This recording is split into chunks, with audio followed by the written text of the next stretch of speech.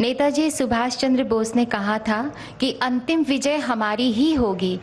हमारे मरने से अगर भारत जी उठे तो हमें हंसते हंसते मर जाना चाहिए।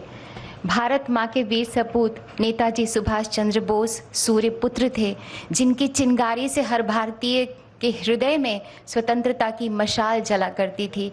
दुश्मन भी थर्राया करते थे। उनके जय हिंद के नारे में वो शक्ति हुआ करती थी। आज़ाद हिंद फौज का वो प्रेरणा गीत कदम कदम बढ़ाए जा आज भी हमारे रोंगटे खड़े कर देता है। हम आपको बता दें कि आज माननीय प्रधानमंत्री जी के द्वारा उस महान विभूति के होलोग्राम स्टैचू के अनावरण के साथ ही नेताजी सुभाष चंद्र बोस को वंदन के रूप में वही गीत बजाया जाएगा।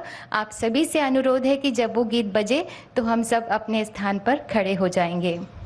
अब हम विनम्र आग्रह करते हैं माननीय प्रधानमंत्री जी से कि कृपया नेताजी सुभाष चंद्र बोस के होलोग्राम स्टैचू का अनावरण करें रिमोट का बटन दबाकर।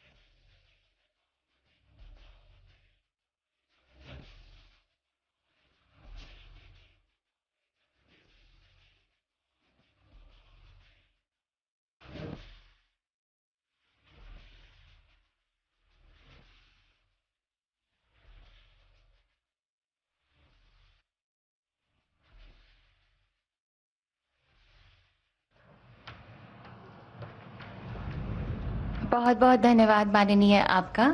नेताजी सुभाष चंद्र बोस की प्रेरणा से पराक्रमी भारत न पराजित हुआ है, न झुका है, न रुका है।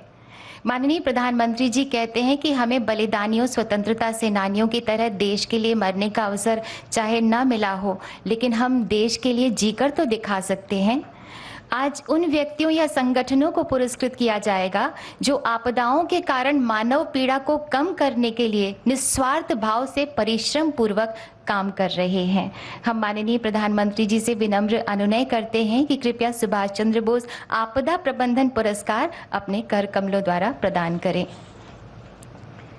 2019 के लिए ये पुरस्कार दिया जा रहा है 8वीं बटालियन एनडीआरएफ। पुरस्कार ग्रहण कर रहे हैं श्री पीके तिवारी। 8वीं बटालियन एनडीआरएफ ने 2009 से 2018 तक 310 से ज्यादा आपदा बचाव अभियान के जरिए 14,465 मानव जीवन की रक्षा की।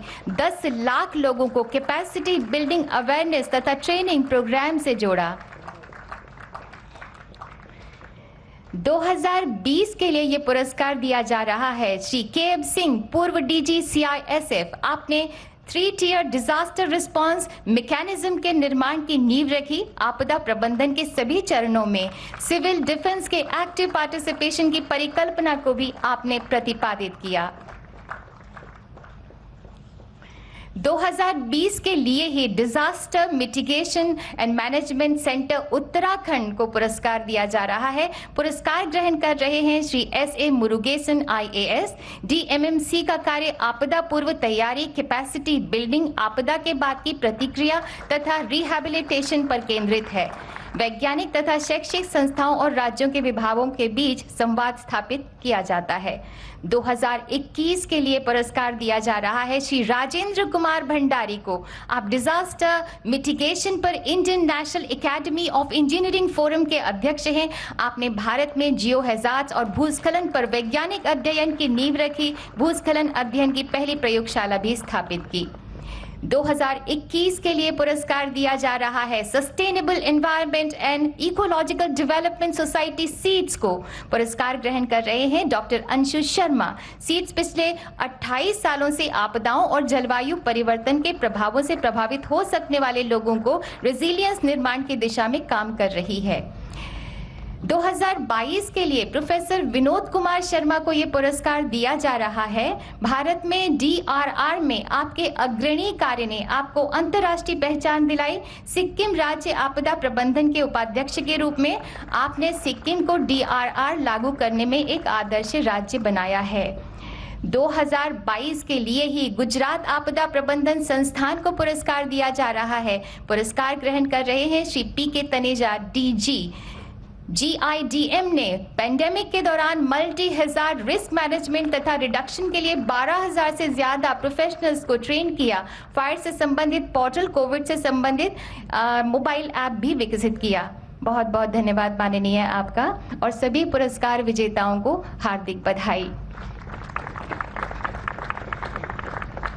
भारतवासियों, माँ भारती आज गर्वित है कि उसके वीर पुत्र नेताजी सुभाष चंद्र बोस के अनन्य अनुगामी माननीय प्रधानमंत्री श्री नरेंद्र मोदी जी माँ भारती की सुरक्षा, समृद्धि तथा जनता की सेवा के लिए सदैव बेचैन रहते हैं, जो स्वयं से आगे स्वदेश रखते हैं, स्वमेव से आगे ध्येय रखते हैं, जो देश हित में कड़ी से कड़ी चुनौती से डटकर जूझ जाते हैं।